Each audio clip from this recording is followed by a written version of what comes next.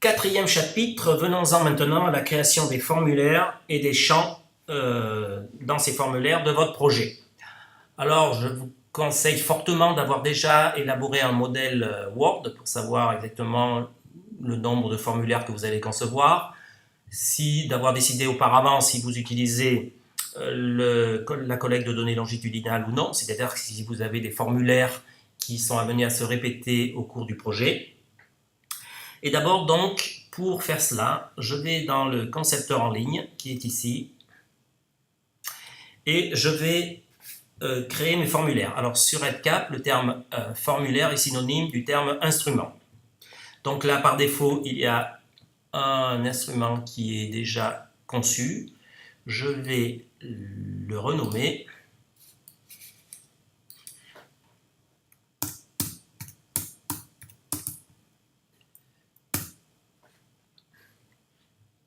J'enregistre. Alors pour cette démonstration, je vais créer d'autres formulaires. Le premier va s'appeler évaluation V1.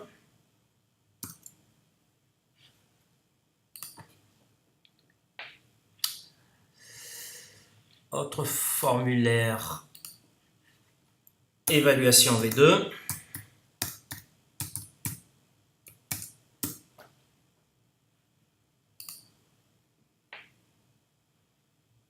Et dernier formulaire, bilan bio.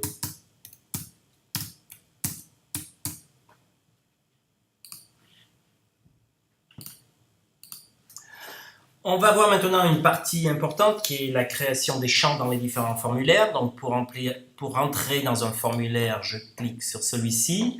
Par défaut, il y a le champ identifiant, donc c'est un champ unique qui va permettre d'identifier les patients. Souvent, c'est un nombre.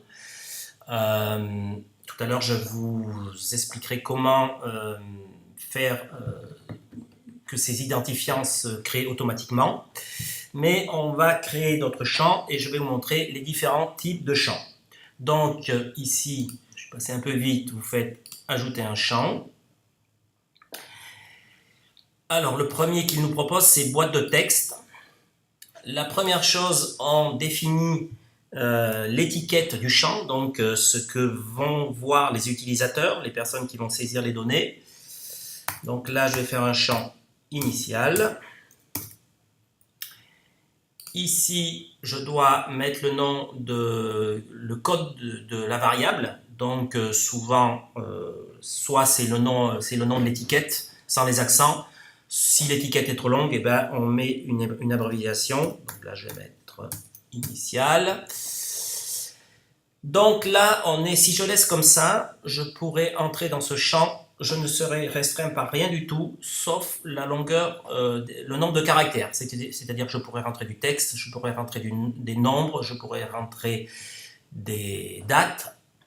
Donc là, pour le champ initial, on va laisser comme ça. Mais bien évidemment, pour tous les autres, pour la majorité des champs, il faut définir un format le plus précis possible, de façon qu'on ait une qualité optimale dans le recueil des données. C'est-à-dire que dans un champ numérique, eh bien, les utilisateurs ne puissent saisir que des nombres.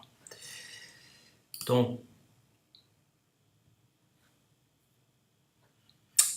voilà le premier champ donc initial qui apparaît. Les champs apparaissent les uns en dessous des autres. Je vais en créer un autre. Alors, dans le type de champ boîte texte, il y a également d'autres formats qu'on va voir ici. Donc, si je marque rien, je peux noter du texte avec un nombre de caractères pas très important. Sinon, si je renseigne cette liste déroulante, je vois que j'ai d'autres types de champs, notamment les champs date, les champs date temps, avec ou sans les secondes. J'ai également, je vais faire les principaux que nous utilisons, des numériques, soit des entiers, soit des nombres avec, en spécifiant les décimales. Et donc, si je choisis ici nombre par exemple, pardon, eh bien, je pourrais rentrer que des nombres dans ce champ-là. Concernant les limites, ce que je vous disais en introduction, ici, si vous mettez une valeur minimum et une valeur maximum, il y aura un message si la personne ne respecte pas ses limites. À noter que ce qui est noté ici, c'est-à-dire le format du champ, c'est bloquant, c'est-à-dire que si on définit un champ nombre, l'utilisateur ne pourra pas rentrer autre chose qu'un nombre. Par contre, ici, si l'utilisateur note quelque chose qui est hors des limites, il y aura un message, mais ça ne sera pas bloquant. Donc, l'utilisateur sera averti que la valeur est hors des limites, mais elle pourra poursuivre la saisie en la conservant. Donc voilà pour ce type de champ boîte texte en fait qui regroupe le texte court, les dates, les nombres et c'est tout. Pardon. Et nous allons passer maintenant aux boîtes de notes qui est donc un champ texte pardon, mais avec un nombre de caractères possibles beaucoup plus élevé. Donc je n'en dirai pas plus. Ensuite, on va voir les champs calculés. Alors, ça permet d'avoir un résultat automatique donc, dans ces types de champs. Par exemple, si vous avez un champ taille à renseigner, un champ poids à renseigner, une fois que ceux-ci sont renseignés, si vous avez fait un champ calculé IMC, eh bien, celui-ci apparaîtra automatiquement. La syntaxe est assez simple. Vous mettez le nom des champs dans les opérations que vous voulez concevoir entre crochets. Donc, vous mettez les codes de variables entre crochets, ce qu'on indique ici dans cette case. Donc, pour taille, vous mettrez entre crochets taille fois poids ou divisé par poids selon la formule consacrée.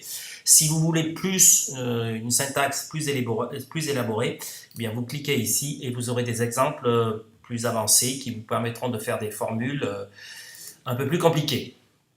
Voilà pour les champs calculés. Ensuite, il y a les listes déroulantes. Donc là, on va en faire une. Sur le sexe, alors je l'étiquette ici, je vais marquer sexe comme je vous ai dit. Ici, le code de la variable, on peut mettre la même chose. Alors la syntaxe ici on va mettre donc le contenu de cette liste déroulante.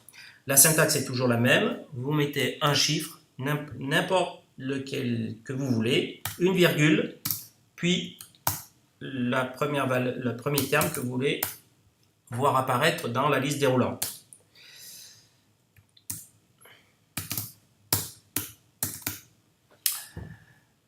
Vous enregistrez. Donc, avant d'enregistrer, juste pour info, là, cette information-là sera stockée sous deux formes, soit sous forme de codage 1 et 2, soit sous forme d'étiquette hommes et femmes. Quand vous exporterez les données à la fin de l'étude, eh bien, vous aurez la possibilité soit d'exporter les termes hommes et femmes, soit d'exporter les termes 1 et 2. Dans tous les cas, les utilisateurs, dans la liste déroulante, comme je vais vous le montrer, ne verront que les termes hommes et femmes.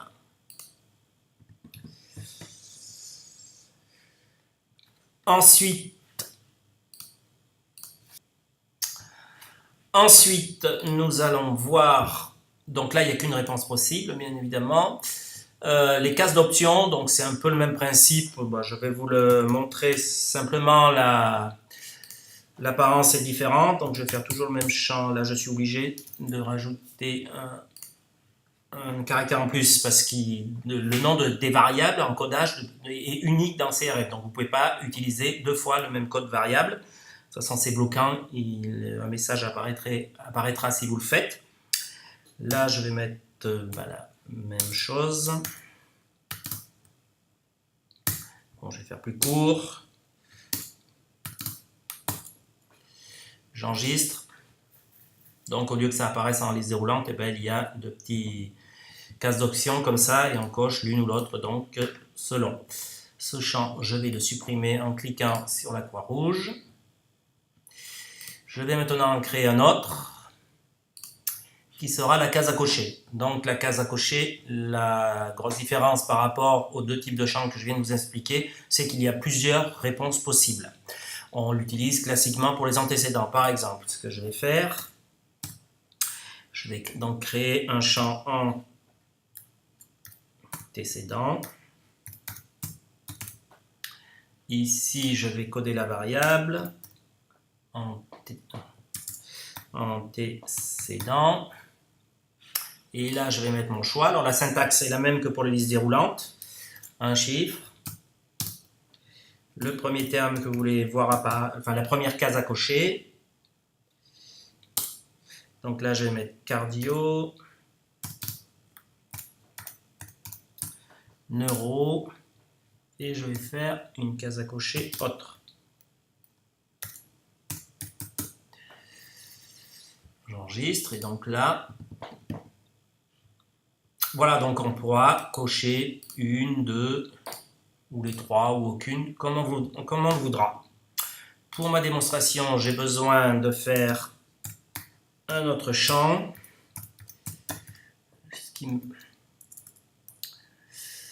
Ah non, là,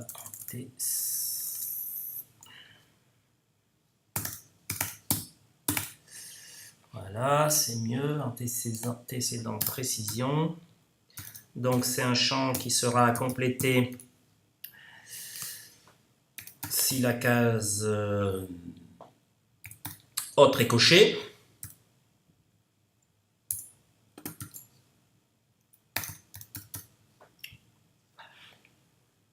Donc là, je ne choisis pas une case à cocher, bien sûr, mais texte court ou texte long. Donc là, je vais prendre texte court. Voilà, donc tout ce champ, j'en aurai besoin pour faire une démonstration tout à l'heure. On va poursuivre dans les types de champs. Nous en étions à la case à cocher. Les cases oui, non et vrai, faux sont des cases d'options, c'est-à-dire comme celle-ci là, mais prédéfinies. Donc déjà, il y a la syntaxe qui est écrite. Et ensuite, les champs qu'on utilise moins fréquemment. Parmi ceux-là, il y a le téléchargement des fichiers, c'est-à-dire que pour chaque patient enregistré, vous pourrez télécharger un fichier. Par exemple, ça peut être un compte-rendu d'hospitalisation anonymisé. Vous pouvez faire également une EVA, une échelle visuelle analogique, qui est utilisée souvent dans les protocoles douleur. Vous pourrez également faire un champ descriptif texte. Alors là, c'est qu'à la place de l'étiquette, ici, là, vous pourrez mettre un schéma. Si vous voulez mettre, par exemple, un petit schéma explicatif pour compléter le champ, et bien, vous utilisez cette commande-là qui vous permettra de télécharger votre schéma. Et dernière chose, c'est nouvelle section.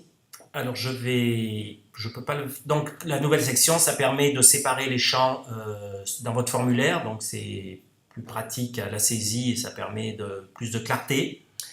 Donc petite astuce, c'est qu'on ne peut pas créer un champ nouvelle section quand c'est le dernier. Si je fais ça, par exemple je mets critères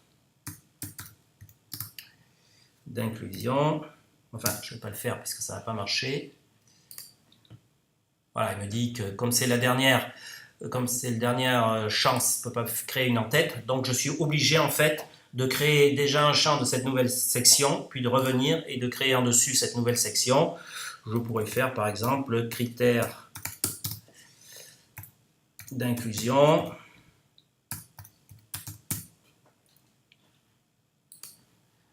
Bon là il est mal positionné du coup, mais vous voyez que ça fait donc une séparation entre les champs qui est plus confortable pour la saisie. Alors maintenant on va voir le branching logic qui est la vision conditionnelle de certains champs.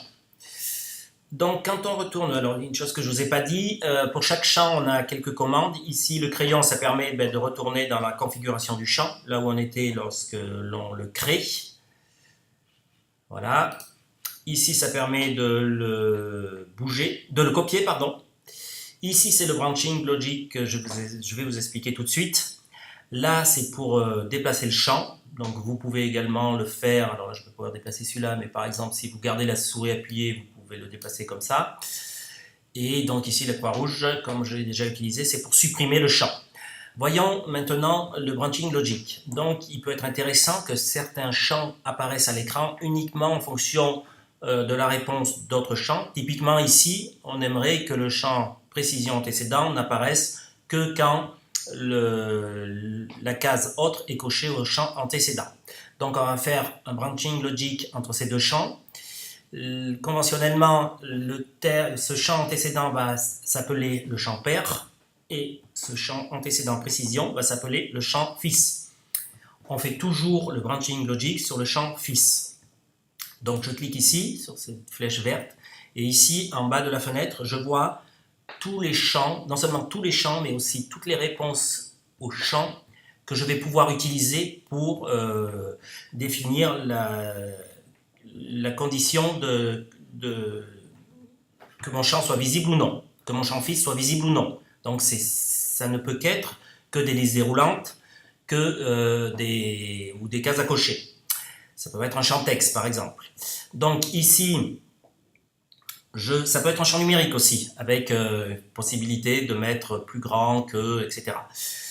Ici, je vais prendre, en gardant la souris appuyée, ce champ autre, et je vais le glisser ici. C'est donc l'assistant qui permet de faire cela, car vous voyez qu'en dessus, la syntaxe s'est faite automatiquement. Si vous voulez revenir à la syntaxe, vous cliquez ici, et vous pouvez la faire vous-même, si vous ne voulez pas utiliser l'assistant.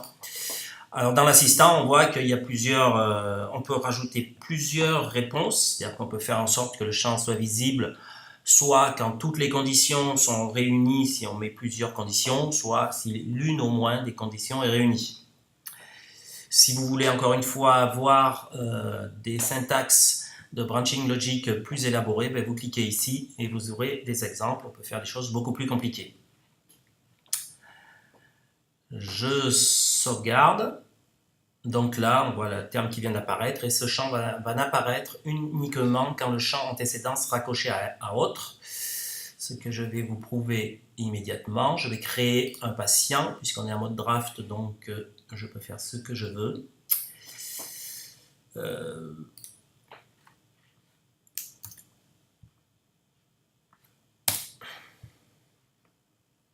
Donc ici par défaut, le champ précision antécédent n'apparaît pas. Si je clique sur autre, il apparaît. Donc bien sûr, il y a toujours la tête de section critère d'inclusion qui est mal positionnée, mais ça je vais le modifier tout à l'heure. Je retourne dans la configuration du projet, j'enregistre.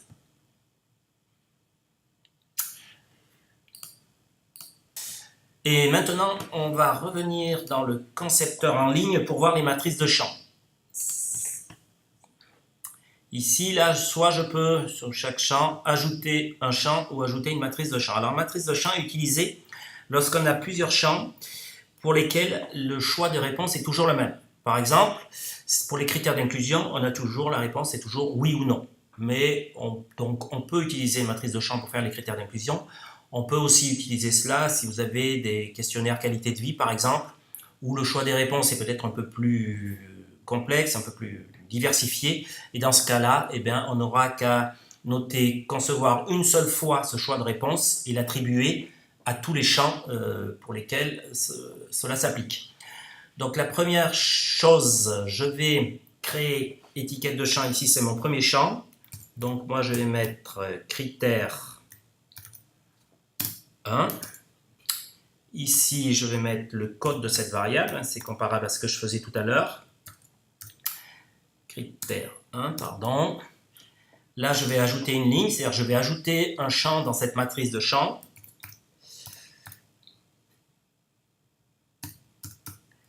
Critère 2.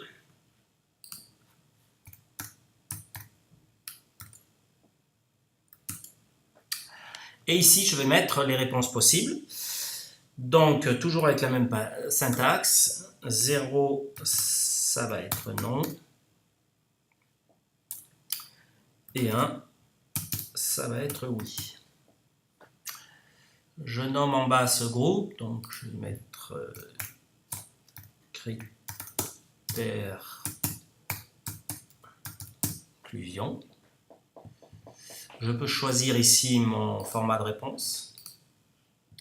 Donc il n'y a que deux choix, soit une réponse unique, soit une possibilité de répondre, de donner plusieurs réponses par champ. Et donc ça apparaît comme ceci. Donc ça peut être intéressant, encore une fois, si vous avez toujours la même réponse